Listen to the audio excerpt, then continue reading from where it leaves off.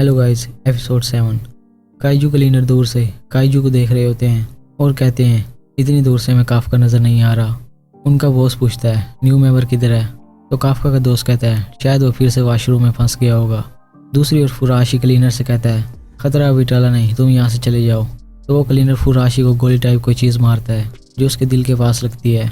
फुराशी घायल हो जाता है और इची कहता है अपनी सूट की पावर यूज़ करते हुए ब्लड को रोको। क्लीनर खुद को काइजू में ट्रांसफॉर्म कर लेता है। इची अपने प्लाटून लीडर को कांटेक्ट करने लगता है लेकिन नहीं कर पाता।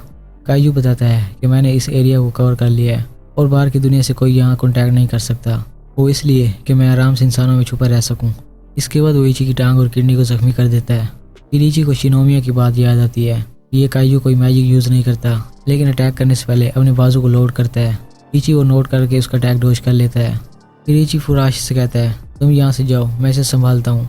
वापस जाते हुए फुराशी सोचने लगता है मैं हमेशा से कमज़ोर रहा हूँ और दूसरे मेरी हेल्प करते रहे हैं, लेकिन अब नहीं, अब मैं इची की हेल्प करूँगा। काइजू इची पे हमला करने वाला होता है और फुराशी इची को बचा लेता है। वो उसे कहता है तुम मुझे नहीं, मैं तुम्हें बचाऊँगा। इसके बाद फुराशी इची से कहता है काइजू पे अटैक करो, मैं एक ओपनिंग क्रिएट करता हूँ और तुम्हें बैकअप दूंगा। फुराशी सेमीकंडक्टर बुलेट से काइजू पे हमला करता है जो काइजू के अटैक को कुछ देर डिसेबल कर देता है। इससे इची को मौका मिलता है और वो काइजू पे गोलियां बरसाने लगता है। इसके बाद काइजू बिखरा पड़ा होता है और उस बिखरे हुए काइजू से मेन काइजू निकल आता है। वो इची पे अटैक करके उसकी बॉडी को छलनी कर देता है। दूसरी तरफ प्लाटून लीडर होशी को बताता है कि इची और फुराशी से हम डिस्कनेक्ट हो गए हैं। शिनोमी और काफका को रियलाइज़ हो जाता है कि वो काइजू यहाँ आ चुका है। इची अब भी होश में होता है और उठने की कोशिश कर रहा होता है, तो काइजू कहता है तुम अभी तक मरे नहीं और फिर उसे मारने लगता है।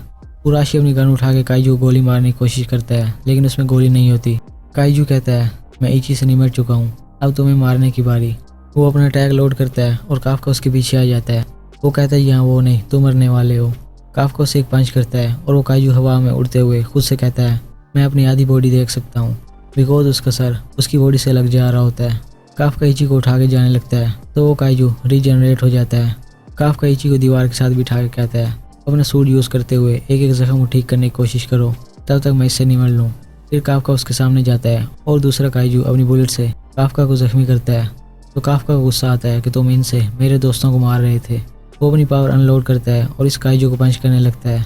ये काइजू खुद को कवर करने लगता है लेकिन नहीं कर पाता। फिर वो अपने डैमेज को क्योर करने लगता है, वो भी नहीं कर पाता।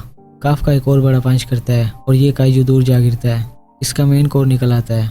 काफका इसे मारने पहुंचता है, तभी डिफेंस के लोग वहाँ आ जाते हैं। वो कैप्टन को इन्फॉर्म कर देते हैं कि हमने यहाँ काइजू नंबर 8 को ढूंढ लिया है। इस दौरान दूसरा काइजू खुद को रिकवर कर चुका था और वो एक बिल्डिंग पे पहुंच जाता है। वो काफका से कहता है मैं जान गया हूँ तुम कैसे परफॉर्म करते हो, अगली बार मैं तुम्हें मार दूंगा। काफका कहता है मैं तुम्हें ऐसे नहीं जाने दूंगा। तो वो काइजू इंसानों को निशाना लगाता है, काफका उन्हें बचा लेता है, तो ये काइजू फरार हो जाता है।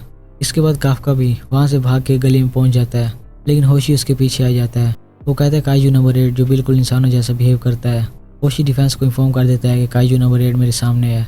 फिर होशी काफका पे अटैक करता है जो बहुत फास्ट होते हैं और काफका हैरान होता है कि ये कोई आम डिफेंस ऑफिसर नहीं है और ये ठीक कह रहा था कि ये मीना से अलग है। होशी अपने सूट की फुल पावर को अनलीश करता है जो 92% होती है और होशी काइजू नंबर 8 को मारने के लिए तैयार होता है। यही था 7वां एपिसोड। Thanks for watching.